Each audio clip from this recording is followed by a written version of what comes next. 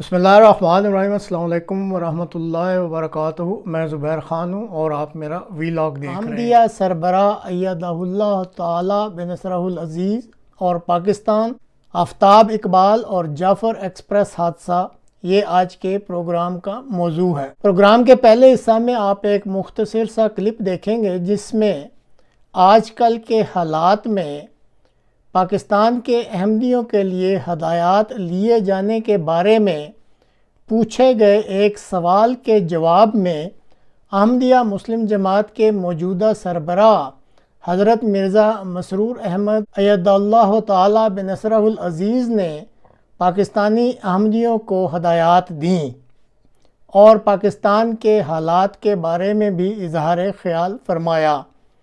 Programme کے دوسرے حصہ میں منگل 11 مارچ کو جعفر ایکسپریس، جس کو بلوچستان کے علاقہ میں اغوا کیا گیا تھا، اس سارے واقعے کے بارے میں پاکستان کے نامور تجزیہ نگار، صحافی اور اینکر پرسن مکرمی آفتاب اقبال صاحب کی انتہائی گہری اور معنی خیز گفتگو کا کچھ حصہ ان کے دلی شکریہ کے ساتھ پیش کیا جائے گا۔ اول شان الہی رسالت۔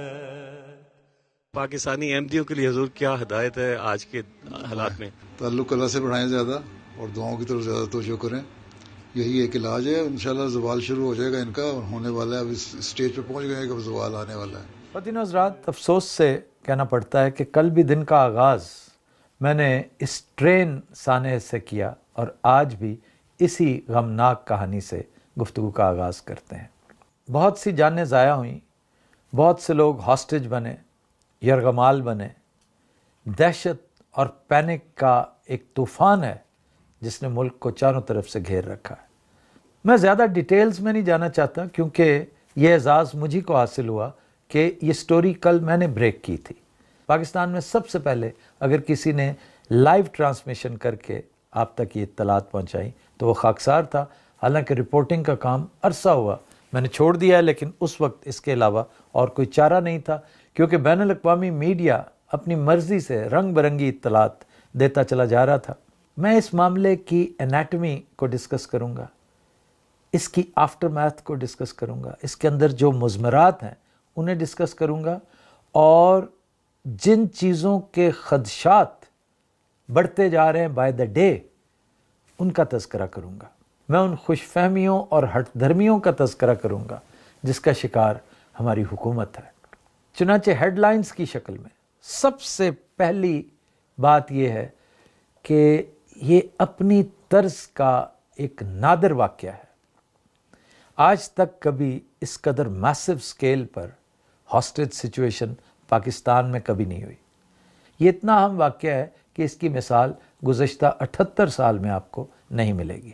مہارت، آپ نے غور کیا ہے کہ اس پورے مشن کی، اس پوری ایڈونچر، اس پوری واردات کی پلاننگ باقاعدہ ملٹری پلاننگ لگ رہی ہے۔ یہ کسی چھوٹے موٹے علیحدگی پسند، عسکریت پسند، شر پسند گروہ نے نہیں کی۔ اس کے پیچھے باقاعدہ ملٹری پلاننگ، ملٹری اسٹریٹجی ہے۔ یعنی پورے علاقے کا ٹرین ان کی فنگر ٹپس پہ تھا۔ انہوں نے کس قدر شاندار سپاٹ کی سلیکشن کی۔ یہ خواتین و حضرات ٹنلز کا ایک سلسلہ ہے جس میں انتہائی ماہرانہ طریقے سے ایک ایسی ٹنل سلیکٹ کی گئی، ٹنل نمبر 8 یعنی سرنگ نمبر 8، کہ جس کا ہیڈ اور ٹیل سرنگ کے اندر ہے، اور گاڑی روک دی گئی۔ گاڑی جس بلاسٹ سے روکی گئی وہ بھی انتہائی ماہرانہ طریقے سے ہوا تاکہ نہ تو وہ آگے سے رک سکے اور نہ پیچھے رک سکے۔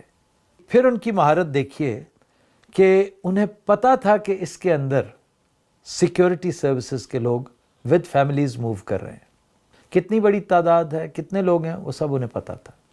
پھر وہ یہ بھی جانتے تھے کہ ٹاپ پہ ایف سی کے اہلکار پورے علاقے کی سرویلنس کرتے ہیں۔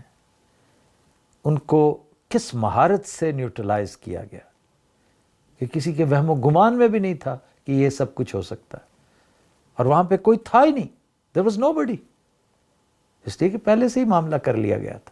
پھر میسیجنگ دیکھیے انہوں نے کیسی کی کہ تمہیں ہماری طاقت کا اندازہ ہی نہیں تھا، تم نے بہت سوں کو ایزی لینے کی ٹھان رکھی ہے، تم نے ڈھٹائی کا مظاہرہ کرتے ہوئے ہمیں بہت ہی ایزی لیا، تم سمجھے کہ ہم صرف بسیں اغوا کرتے رہیں گے، ہم اکا دکا وارداتیں کرتے رہیں گے۔ ہم نے اتنی بڑی واردات تمہاری ناک تلے کر لی، تمہیں پتہ بھی نہیں چلنے دیا، اور ہم نے گلوبل نوائز کریٹ کر دی ہے۔ پوری دنیا بریکنگ نیوز کے طور پہ اسے چلا رہی ہے۔ ان کی مہارت نے کم اور ہماری نالائکی نے زیادہ۔ اس پر غور کرنے کی ضرورت ہے۔ پھر اس واقعے نے ہماری بے پناہ کمزوری، ایک ہوتی تھوڑی بہت کمزوری، ایک ہوتی شدید کمزوری، ایکسپوز کر دی۔